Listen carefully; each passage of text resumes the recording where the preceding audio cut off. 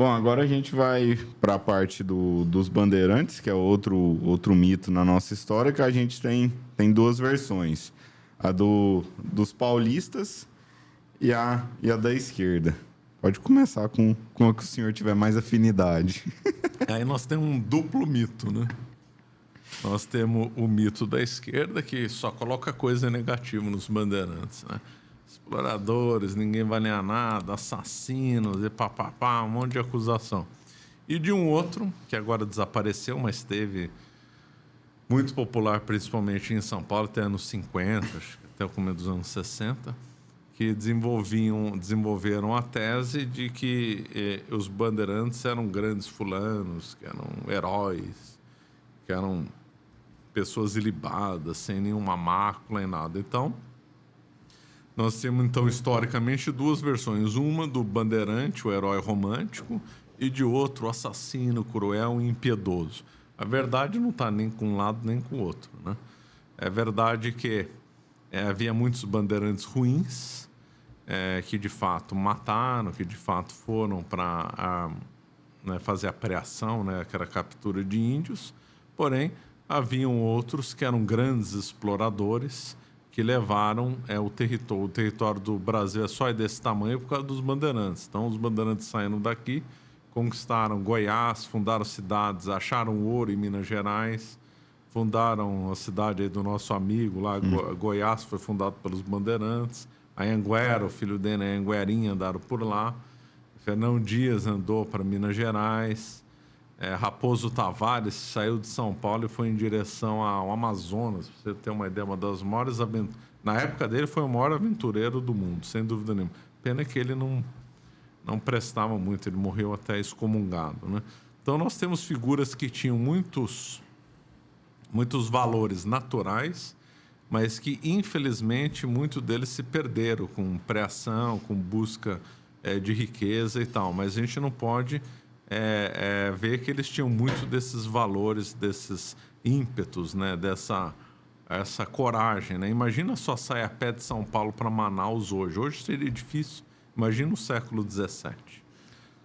O senhor acha que eles chegaram até a corromper um pouco o espírito da colonização do Brasil? Porque quando os portugueses chegaram, foi até com as caravelas que tinha a cruz da Ordem de Cristo, que até o professor Orlando brinca, que se fosse para explorar tinha um S cifrão e não a cruz da caravela. E os bandeirantes, eles levaram as bandeiras, né? O que indica que, bom, por mais que os bandeirantes também pensassem em civilização, parece que movia muito mais eles a questão das riquezas, de buscar escravos, do que propriamente a civilização e a catequização daqueles povos. Então realmente houve uma queda, né, de padrão, houve uma certa corrupção. O ímpeto inicial português era um ímpeto missionário, né? Para quem é católico, ou pelo menos estuda a religião católica, sabe que o bem maior é salvar as almas. Então, de fato, os portugueses jesuítas estavam imbuídos desse espírito de salvação das almas. Os bandeirantes já tinham se corrompido um pouco em busca de riqueza, mas aí nós também vamos ter que moderar também um pouco isso, que eles também, muitos bandeirantes também andavam com a bandeira de Cristo.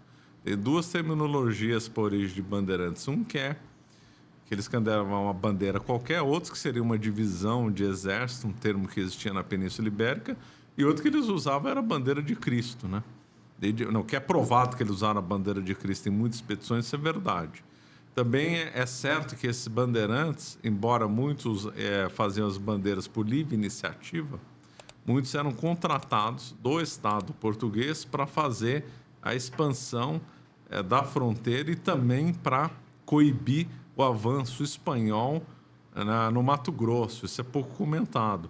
Então, na realidade, os bandeirantes funcionaram também como um agrupamento militar para fazer pressão contra os espanhóis na região do Mato Grosso. Pouquíssimo comentado isso. E as bandeiras, as pelo menos que eram oficiais, iam meirinhos, iam padres também, né? Porque, embora era a atividade comercial de preação de índio e pegar pedras preciosas, também havia a necessidade de batizar os índios e salvar a alma deles. Por isso que havia a presença de padres. Porque aí que tá, a pessoa hoje em dia não consegue entender que naquela época conceitos como escravização e salvação das almas eram ligados, não eram coisas separadas. O pessoal, por que eu vou salvar a alma de alguém que está escravizado? É um raciocínio que as pessoas podem fazer hoje. Se eles estavam atrás de escravizar, eles não estavam atrás de salvar a alma. Mentira. Na época, esses conceitos se cruzavam. Não é porque eu escravizei que eu não vou procurar salvar a alma do meu servo. Então, esse era um conceito fundamental. Então, mesmo pessoas que não valiam nada, eles tinham a preocupação de levar para um padre, de tentar catequizar. Senão, não explicaria a presença de padre junto nas bandeiras. Mas, voltando à pergunta, o ímpeto inicial foi muito melhor e os bandeirantes se corromperam, sim. E a questão do... Lembrando que eu já falei, muitos dos bandeirantes eram mestiços, né? Às vezes, tinham mais hábitos pagãos do que hábitos europeus. E a questão do conflito com os jesuítas, principalmente no aldeamento? Tinha, porque justamente o aldeamento, uma das razões de ter sido criado é para proteger desses bandeirantes ou outras figuras inescrupulosas. Então, o aldeamento servia mais de uma razão de ser, né? A principal foi por causa do nomadismo, né?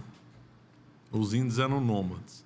Então, os jesuítas perceberam que a hora que eles estão educando uma aldeia, uma tribo, aí eles voltam lá depois dali um ano. A tribo não está mais lá, porque os índios são nômades. Ou já vi a expressão semi-nômade. Aí tem uns que dizem, não, ou é nômade ou não é nômade. Então, ou eles eram semi-nômades ou nômades.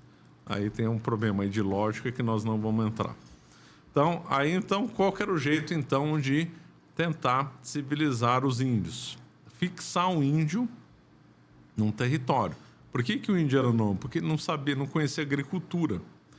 Povo que conhece agricultura deixa de ser nômade, porque ele já sabe tirar o fruto da terra e não precisa mudar, né? Mudar sempre tem um monte de risco.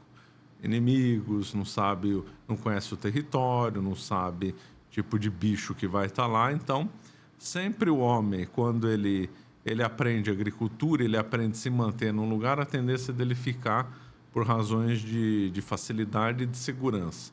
E se ele se fixa num lugar, a tendência é ele construir casas para deixar para os filhos, netos.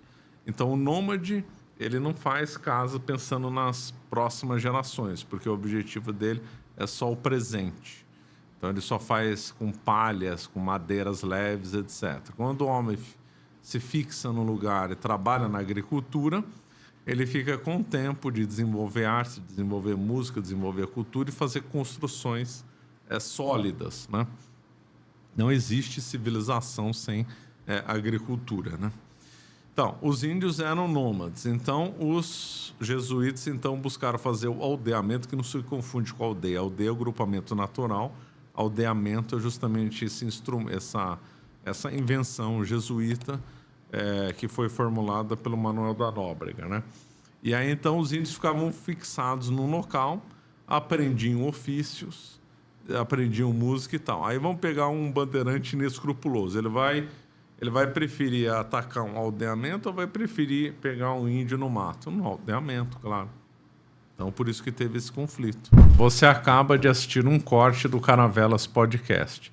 Na tela está aparecendo o episódio completo e outro corte. Muito obrigado pela atenção.